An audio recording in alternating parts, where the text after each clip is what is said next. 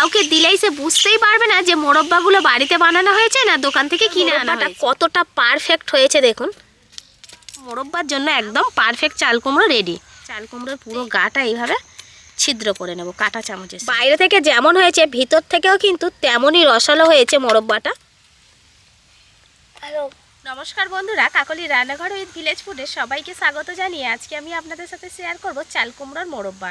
মোরব্বা খেতে আমরা সবাই ভালোবাসি, তো মোরব্বা খেতে ভালোবাসলেও বাড়িতে কিন্তু সবাই পারফেক্ট মোরব্বা বানাতে পারি না। তো আজকের আমি সবচেয়ে সহজ পদ্ধতিতেও খুব কম উপকরণে একদম দোকানের মতো পারফেক্ট মোরব্বা বাড়িতেই বানিয়ে দেখাবো। তো আজকের রেসিপিটা আপনারা প্লিজ প্রথম থেকে শেষ পর্যন্ত দেখতে থাকুন, আশা করছি খুবই ভালো লাগবে। আর যে সকল বন্ধুরা এখনও পর্যন্ত নতুন তারা যদি ইউটিউব থেকে দেখেন তাহলে চ্যানেলটিকে সাবস্ক্রাইব এবং ফেসবুক পেজ থেকে দেখলে পেজটাকে ফলো করে আমার পাশে থাকবেন। তাহলে এখন রান্নাঘরে চলে যাব, আজকে রেসিপিটা শুরু করে ফেলবো। আজকে শুধুমাত্র আমি সহজ পদ্ধতিতে মোরব্বা বানাবো না, খুব কম সময়ের মধ্যে বানিয়ে দেখাবো, এমনকি রোদে দেওয়ার ঝামেলা ছাড়াই আজকের মোরব্বাটা বানিয়ে নেব। তো প্রথমেই আমি বলবো আপনারা পারফেক্ট মোরব্বা তখনই বানাতে পারবেন যখন চাল কুমড়োটা পারফেক্ট নেবেন। তো আমি যে চাল কুমড়োটা নিয়েছি দেখুন কতটা পারফেক্ট, একদম কিন্তু পেকে গেছে। কেন বলবো, দেখুন গায়ের রঙটা দেখে বোঝা যাচ্ছে যে চাল কুমড়োটা পুরোপুরি পেকে গেছে। দেখুন গায়ে একটা চুনের মতো যেন পাউডার লেগে রয়েছে। এই দেখুন হাতটা এইভাবে আমি ঘষছি, দেখুন হাতের মধ্যে যেন একটা পাউডার বা চুনের মতো কিছু উঠে আসছে। এই দেখুন এইভাবে যদি আমি একটা টানি, একটা ওপরে যেন পাতলা সাদা লেয়ার পড়ে গেছে। তো এই রকম চাল কুমড়োটা তৈরি হলে, এরকমভাবে বয়স হলেই বুঝবেন যে মোরব্বার জন্য একদম পারফেক্ট চাল কুমড়ো রেডি। তো এই চাল কুমড়োটা দিয়ে আজকের আমি মোরব্বা বানাবো। খুব বড় না খুব ছোট না, একদম মাঝারি সাইজ রয়েছে। আজকে মোরব্বাটা আমি এতটাই সহজ পদ্ধতিতে দেখাবো, যারা রান্নায় একেবারে নতুন, কোনোদিন রান্নাই করেনি, তারাও যদি এই রকম পদ্ধতিতে মোরব্বা বানান তাহলে প্রথমবারেই কিন্তু পারফেক্ট মোরব্বাটা তৈরি করে নিতে পারবেন। তবে আজকের মোরব্বাটা তো আমি বানাবো, মোরব্বা বানানোর সাথে সাথে কয়েকটা টিপস আমি আপনাদেরকে বলে দেবো, যেগুলো মানতে পারলে আপনারা একদম দোকানের মতো মোরব্বা বাড়িতে বানিয়ে নিতে পারবেন। তো দেখুন প্রথমেই তো আমি বলে দিলাম একদম পাকা চাল কুমড়ো নিতে হবে। তো এবার আমি চাল কুমড়োটাকে কেটে নিচ্ছি। তো বটি নিয়েছি, প্রথমে আমি মাঝখান থেকে দুটো ভাগে ভাগ করে নেব। পেকে গেলে চাল কুমড়ো এমনি থেকেই একটু শক্ত হয়ে যাবে, দা দিয়ে বা বটি দিয়ে এইভাবে কিন্তু কেটে নিতে হবে।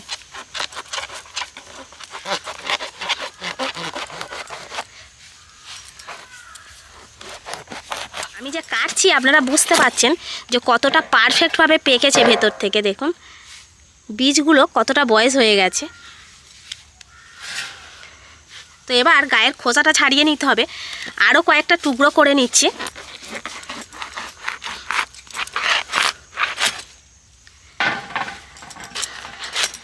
এবার চাল কুমড়োর গায়ের খোসাটাকে ছাড়িয়ে নেব। তো প্রথমেই বলি, মাঝখানের এই যে নরম অংশটা রয়েছে, মানে যে অংশটার মধ্যে বীজ থাকে, এইটুকুকে কিন্তু বাদ দিয়ে ফেলে দিতে হবে। আর পিছনের যে খোসার দিকটা সবুজ অংশ রয়েছে, এইটুকুকে কিন্তু ভালো করে মোটা করে ফেলে দিতে হবে। কারণ আমি কাটছি দেখুন, এই যে খোসার দিকের এই খোসাটাকে একটু মোটা করে ফেলে দিতে হবে। পিছনে যদি সবুজ অংশটা থেকে যায় তাহলে কিন্তু এই মোরব্বাটা বেশি দিন আপনি ভালো করে রাখতে পারবেন না, অর্থাৎ বেশি দিন ভালো থাকবে না, তাড়াতাড়ি নষ্ট হয়ে যাবে। আর মোরব্বাটা যে বানাবেন সেটা কিন্তু খেতেও ভালো লাগবে না। আর মোরব্বাটা একদম সাদা ধপধপে হবে না, তখন সবুজ সবুজ হয়ে থাকবে, ভালো লাগবে না। তার জন্য একটু মোটা করে কেটে এইভাবে ফেলে দিতে হবে। পিছনের দিকটা ফেলে দিলাম, এবার সামনের দিকের এই নরম অংশটাকে কিন্তু ফেলে দিতে হবে।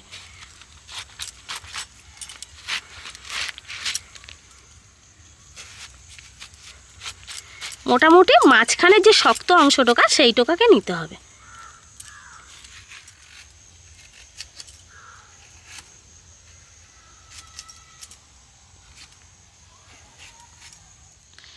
সবগুলো চাল কুমড়োর গায়ের খোসা কিন্তু আমি ছাড়িয়ে নিয়েছি ভালো করে। তো এবারে আমি লম্বা করে একটু কেটে নেব, দু টুকরো করে নিচ্ছি মাঝখান থেকে, এতে করে কিন্তু আমার সুবিধাই হবে। তো সেজন্যই আমি লম্বা করে কাটছি। এটা কিন্তু মোরব্বার শেপে আমি কাটলাম না, এটা এমনি আমার সুবিধার জন্য এরকম প্রথমে আমি লম্বা লম্বা করে কেটে নিলাম। পরে আমি মোরব্বার শেপে করে নেব। আর লম্বা করে কাটার পর যখন মনে হবে যে মাঝখানে আরেকটু বাদ দিলে ভালো হয়, তো এইভাবে বাদ দিয়ে দিচ্ছি। পরপর যেরকম স্টেপ বাই স্টেপ আমি কাজগুলো করছি আপনারাও ঠিক এই রকমভাবে করবেন, তাহলে দেখবেন কাজটা অনেক সহজ হয়ে যাবে, তাড়াতাড়ি হয়ে যাবে। তো এবারে আমি তো সব টুকরো করে নিলাম, এবারে এক একটা টুকরো নেব আর এই রকম কাঁটা চামচ নিয়েছি, কাঁটা চামচের সাহায্যে ফুটো ফুটো করে নেব, অর্থাৎ চাল কুমড়োর গায়ে এইভাবে ছিদ্র করে নেব পুরো গাটা, চারি সাইড ওপর নিচ চাল কুমড়োর পুরো গাটা এইভাবে ছিদ্র করে নেব কাঁটা চামচের সাহায্যে। দোকানে আমরা যে মোরব্বা কিনে খাই, মোরব্বার দাম কিন্তু কম নেয় না, সেই তুলনায় যদি বাড়িতে একটা চাল কুমড়ো দিয়ে আমরা অনেকটা পরিমাণে মোরব্বা বানিয়ে নিই তাহলে অনেক দিন তো রেখে খেতে পারবো আর ইচ্ছে খুশি মতন খেতে পারবো। বাড়ির বাচ্চা থেকে বড় প্রত্যেকেই কিন্তু খুশি হয় এই মোরব্বা পেলে। দেখুন পুরোটা ভালো করে ছিদ্র করে নিলাম, ঠিক এই রকমভাবে আমি সবগুলো টুকরোর গায়ে এইভাবে ছিদ্র করে নেব।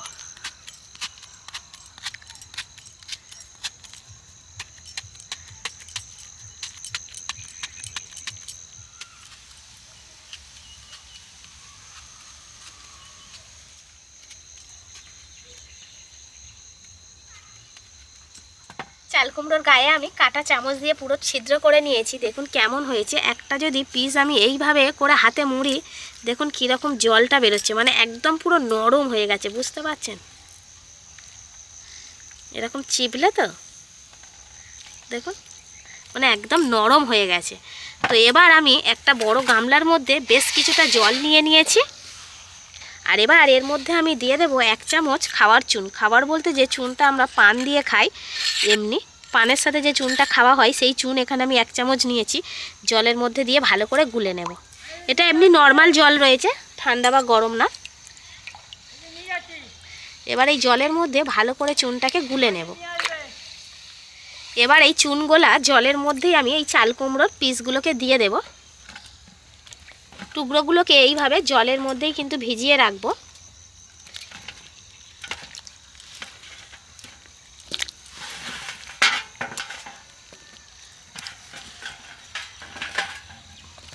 এইভাবে ভিজিয়ে রাখলে এই যে চাল কুমড়োর টুকরোগুলো দেখলেন যে কতটা নরম হয়ে গেছে ছিদ্র করার পর, তো ভিজিয়ে রাখলে কিন্তু আরও অনেকটা শক্ত হয়ে যাবে। এবার এই চুনগোলা জলের মধ্যেই চাল কুমড়োর টুকরোগুলো এইভাবেই ভিজানো থাকবে। কম করে অন্তত 8 থেকে 10 ঘন্টা ভিজিয়ে রাখতেই হবে। যদি হাতে সময় কম থাকে তো 8 ঘন্টা কিন্তু রাখতেই হবে। তো সারা রাতের জন্য তো রাখলে খুবই ভালো হয়। আমি যেমন দেখুন একদম সন্ধ্যা হব হব অবস্থায় বিকেলবেলাতে চলে এসেছিলাম, তো সন্ধ্যা হব হব অবস্থা হয়েছে, এই সময় আমি এই যে ভিজিয়ে রাখছি সারা রাতের জন্য রেখে দেব, কালকে সকালে এসে আবার মোরব্বাটা বানিয়ে নেব। তো বন্ধুরা তাহলে কালকে সকালে এসে আবার দেখা হচ্ছে। সারা রাত চাল কুমড়োর এই টুকরোগুলো কিন্তু এই চুন জলের মধ্যেই ভিজানো ছিল। তো এবার আমি এই চুন জল থেকে তুলে নেব, আর প্রত্যেকটা টুকরো দেখুন আমি তুলছি কতটা শক্ত হয়ে গেছে, মানে কালকে যখন আমি ছিদ্র করেছিলাম তারপর যখন দেখিয়েছিলাম কতটা নরম ছিল, মানে ভিতর থেকে জল বেরিয়ে আসছিল, এতটাই নরম হয়ে গেছিল। সেই তুলনায় আজকের অনেকটা শক্ত হয়েছে, কারণ সারা রাত ধরে চুন জলের মধ্যে ভিজেছে, সেই জন্যই কিন্তু এরকম হয়েছে। আর একদম সাদা ধপধপ করছে দেখুন। তো এবার আমি এই চুন জল থেকে চাল কুমড়োগুলোকে তুলে নেব, আর পুরো 1 বালতি জল এনেছি, জল পাল্টে পাল্টে সুন্দর করে ধুয়ে পরিষ্কার করে নেব, যেন একটুও কোথাও চুন জল লেগে না থাকে। গামলার চুন জলটা ফেলে ভালো জল নিয়েছি, এবার এই জলের মধ্যে আমি আবার ওই চাল কুমড়োর টুকরোগুলো দিয়ে দেব, দিয়ে ভালো করে ধুয়ে নেব। আর এইভাবে বেশ কয়েকবার জল পাল্টে পাল্টে ধুয়ে নেব, তাহলে চুনটা একদমই পরিষ্কার হয়ে যাবে। এবার আমি মোরব্বা শেপে চাল কুমড়োগুলোকে কেটে নেব। ভালো করে ধুয়ে নিয়েছি, তো পিসগুলো আমি খুব বড় করব না আবার খুব ছোট করব না, এই রকম মাঝারি মাপ করে কেটে নেব। তো নিজেরা নিজেদের পছন্দ মতো কেটে নিতে পারেন, ঠিক যেমন মোরব্বা দোকানে বিক্রি হয় তো সেই রকম শেপে আমি কেটে নিচ্ছি।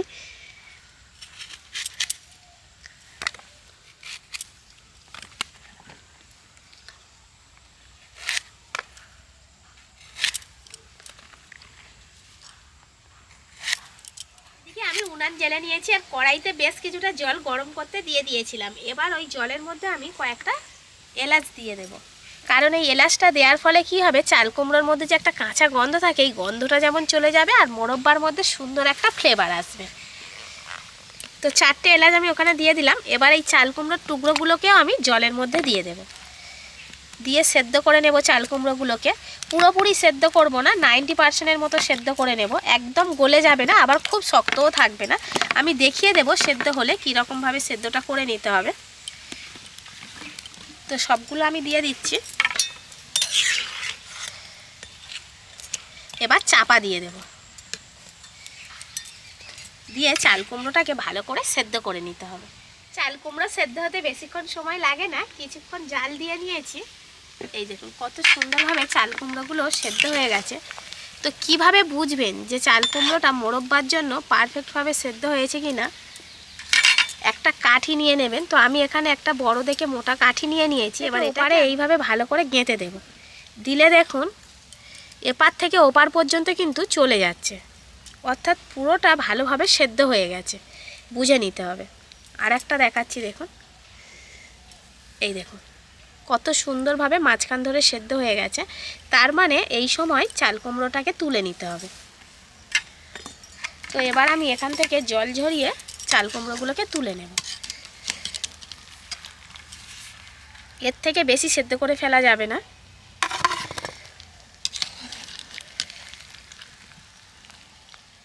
জল থেকে আমি চাল কুমড়োগুলোকে তুলে নিয়েছি। আর এই রকম গরম গরম অবস্থাতেই কিন্তু এই স্টেপটা করে নিতে হবে। একদম ধোঁয়া উঠছে চাল কুমড়ো থেকে ঠিক সেই সময়। তো এখানে আমি কড়া নিয়ে নিয়েছি, যে কড়াতে করে যে মোরব্বাটা বানাবো সেই কড়াটা নিয়ে নিয়েছি। এবার আমি বলে দিই, আজকে চিনি দিয়ে যেহেতু আমি চাল কুমড়োটা অর্থাৎ মোরব্বাটা বানাবো, সেজন্য ওখানে আমার ওজনে রয়েছে 1 কেজি চাল কুমড়ো। তো মাপ করে নিয়েছিলাম আমি 1 কেজি চাল কুমড়োর জন্য এখানে আমি নিয়েছি 1 কেজি চিনি।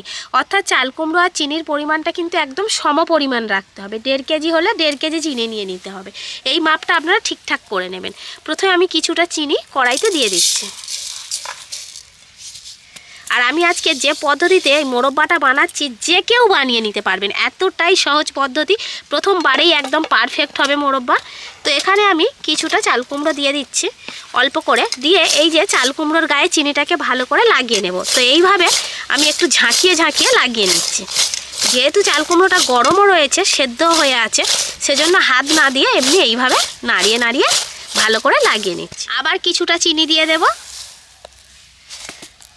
আবার কিছুটা চাল কুমড়ো দিয়ে দেব। এইভাবে খুব সুন্দর করে চাল কুমড়োর গায়ে চিনিটাকে মিশিয়ে নিতে হবে।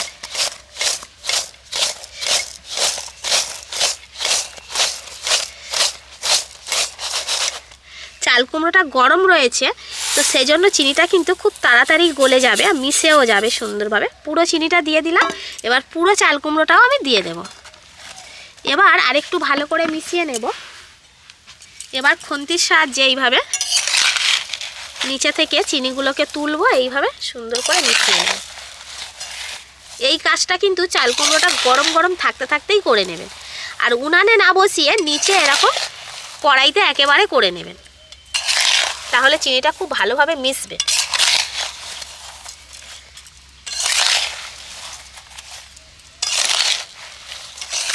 একদম কম সময়ে সাদা ধবধবে অর্থাৎ দোকানের মতো যদি মোরব্বা আপনারা বাড়িতে বানিয়ে নিতে চান, এই পদ্ধতিটা ফলো করবেন।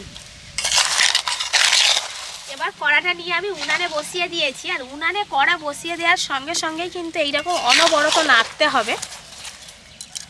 এই দেখুন উনানের আঁচ খুব বেশি জোরে না দিয়ে একদম মাঝারি আঁচে জাল দিতে হবে। আর এইভাবে অনবরত নাড়তে হবে। নাড়তে নাড়তে পুরো চিনিটাই কিন্তু গলে যাবে। দেখুন যেহেতু মানে চাল কুমড়োটা গরম ছিল, মেশাতে মেশাতে কিন্তু অর্ধেক চিনি গলে গেছে। বাকি চিনিটা এইভাবে নাড়তে নাড়তে গলে যাবে, গলে একদম জল হয়ে যাবে। আর যদি এই সময় না নাড়া হয় বা জোরে জাল দেওয়া হয়, তাহলে কিন্তু তলা থেকে পুড়ে যাবে, চিনিটা মানে লাল হয়ে যাবে তখন মোরব্বার গাটা, তখন আর ভালো হবে না। সেই জন্য অল্প আঁচে জাল দিতে হবে আর এইভাবে অনবরত নাড়তে হবে। চিনিটা কত সুন্দরভাবে গলে গেছে, দেখুন চিনির রসটা একদম বেরিয়ে গেছে। তো এবার এই চিনির রসের মধ্যে চাল কুমড়োর টুকরোগুলোকে কিন্তু ভালো করে ফুটিয়ে নিতে হবে, কারণ একদম ভিতর থেকে রসটা ঢুকবে, কাঁচের মতো স্বচ্ছ হয়ে যাবে, তবেই কিন্তু মোরব্বাটা খেতে ভালো লাগবে। সেজন্য আমি নাড়া বন্ধ দেবো না, এইভাবে নাড়তে থাকবো। আর এই যে চিনির রসটা বেরিয়েছে, এই চিনির রসটা কিন্তু আবার নাড়তে নাড়তে আবার চিনির মতো মানে চিনির আকারে চলে আসবে আর কি, শুকনো হয়ে যাবে, গোটা গোটা হয়ে যাবে। তো যতক্ষণ রস আছে ততক্ষণ কিন্তু এই যে চাল কুমড়োর টুকরোগুলো ওর মধ্যেই ফুটবে, আবার ওই চিনির রসটা আবার চিনির রূপে চলে আসবে। আপনারা শুধু দেখতে থাকুন। চিনিটা পুরোপুরি গলে যাওয়ার পর চিনির রসে আমি বেশ কিছুক্ষণ চাল কুমড়োর টুকরোগুলোকে ফুটিয়ে নিয়েছি। তো বন্ধুরা দেখুন এবারে মোরব্বার শেপটা কত সুন্দর এসছে, দেখে চেনা যাচ্ছে কিনা যেই মোরব্বাগুলো কি দিয়ে বানানো হয়েছে। চাল কুমড়োর কোনো চিহ্নই কিন্তু নেই, একদম মোরব্বার শেপে হয়ে গেছে। দেখুন কাঁচের মতো স্বচ্ছ হয়ে গেছে গাটা, আর একটাও টুকরো ভেঙে যায়নি, গলে যায়নি। যখন আমি সেদ্ধ করেছিলাম তখন যতটা পরিমাণে নরম হয়ে গেছিলো, এখন কিন্তু তার থেকে অনেকটা শক্ত হয়ে গেছে। কারণ চিনির রসে ফোটানোর পর এতটাই শক্ত হয়ে গেছে, দেখুন আমি তো বারবার নাড়ছি, কেউ কারোর সাথে লেগেও যাচ্ছে না, ভেঙে যাচ্ছে না, গলে যাচ্ছে না। দেখুন প্রত্যেকটা গোটা গোটা রয়েছে। আর এইভাবে নেড়ে ছেড়ে আরও বেশ কিছুক্ষণ ফুটিয়ে নিতে হবে, যতক্ষণ না পর্যন্ত এই চিনির রসটা আবার দানা বাঁধছে।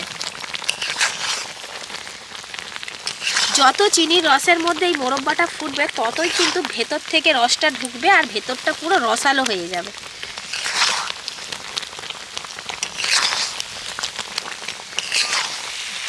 নাড়তে নাড়তে দেখুন চিনির কিন্তু দানা বাঁধতে শুরু করে দিয়েছে, চিনির রসটা পুরোটাই শুকিয়ে গেছে। ঠিক এরকম সময় কড়াটা নিচে নামিয়ে নিতে হবে, আর নিচে নামিয়েও কিন্তু অনবরত নাড়তে হবে। এবার আমি নিচে কিছুক্ষণ এইভাবে নাড়তে থাকবো, নিচে নামিয়েও অনবরত এইভাবে নাড়তে হবে। আর এই দেখুন এই যে চিনির দানাগুলো এই যে বাঁধছে আর যেগুলো রয়ে গেছে, যতটা মোরব্বার গায়ে লাগার সেটা কিন্তু লেগে যাবে, আর বাকিগুলো এইভাবেই কিন্তু ঝরে নিচে পড়ে যাবে।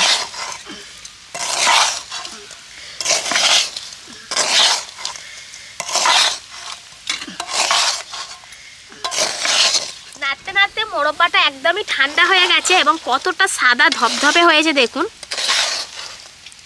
একদম দোকানের মতন পারফেক্ট বলতে পারেন, একদম অরিজিনাল মোরব্বা আজ আমি বাড়িতেই বানিয়ে নিয়েছি। তো এবার আমি এই যে চিনির গুঁড়োগুলো রয়েছে এগুলোকে, এক্সট্রা যেগুলো রয়েছে এগুলোকে এইভাবে ঝরিয়ে নেব। প্লেটে রাখছি, আওয়াজ শুনে বুঝতে পারবেন কতটা পারফেক্ট হয়েছে।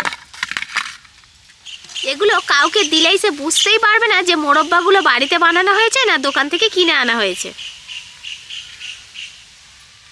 কতটা সহজ পদ্ধতিতে আজ আমি একদম দোকানের মতো পারফেক্ট মোরব্বা বাড়িতে বানালাম সেটা তো আপনারা দেখলেনই।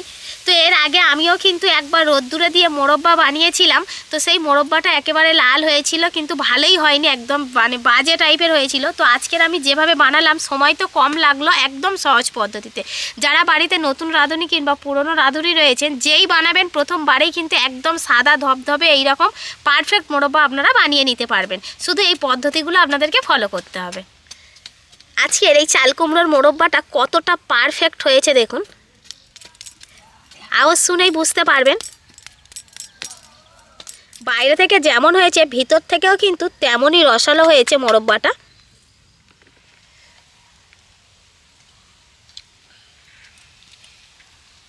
শুধু বাইরে থেকে দেখতে ভালো হলে হয় না, ভেতর থেকে কিন্তু সুন্দর হতে হয়। তো একদম দারুণ হয়েছে, ভালো লাগছে বাবু?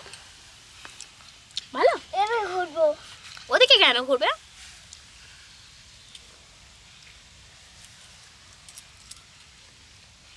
হ্যালো।